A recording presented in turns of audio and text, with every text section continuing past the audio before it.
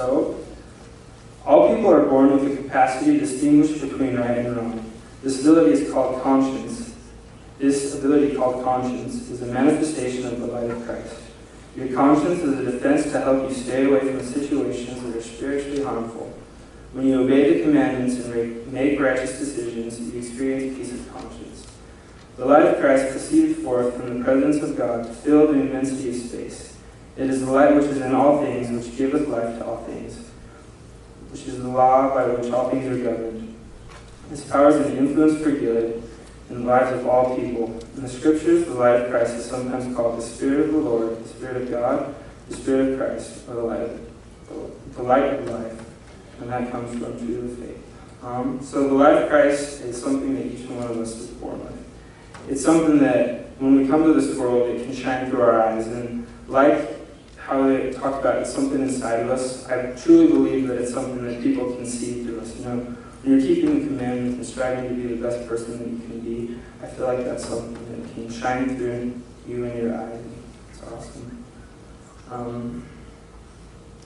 So when I was about 9 years old, and I don't want to make it too long, it's a long story, but I'll cut it short. So I was playing with one of my buddies, and he tripped me, and I hit my head on the concrete, and I ended up having a stroke. And so, just so it's not a cliffhanger, I was in the hospital for about a week and wasn't able to do much.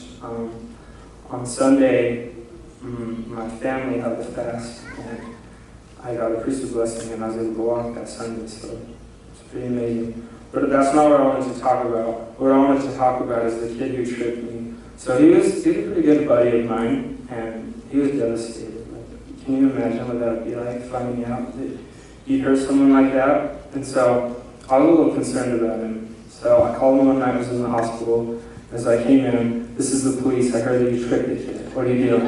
And I scared him really bad. So I know it's me, but I'm just joking with him. So I talked to him and I was like, hey, I'm just kidding, it's me. I'm totally okay. I just don't want you to know that everything's okay and you don't need to worry about it. It was just an accident. And the feeling of peace, not only that I felt, but I could feel that he felt at peace, knowing that I wasn't mad at him anymore.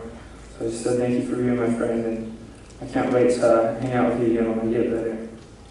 And so fast forward, right before my farewell talk, before I came out here on my mission, I'm kind of good friends with this kid, but we didn't really hang out or anything, so nothing too special. So he messaged me on Facebook a couple days before my farewell, and he's like, hey, I'm not going to be able to make it to your farewell. I was like, that's okay, man, what's up? And he's like, he's just going out to school, so he was going to miss it. And he was so sad about it, and I didn't understand that. Like, it's okay, buddy, like, we'll talk when I get home, we can email and stuff.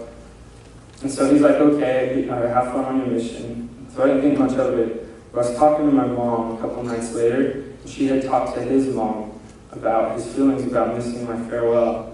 And I guess he was just so sad about it. And his mom was like, well, what's the big deal? It'll be okay. And he looked at his mom and he said, Mom, it's not okay. Mason's my best friend. And he's got a lot of Jesus in him.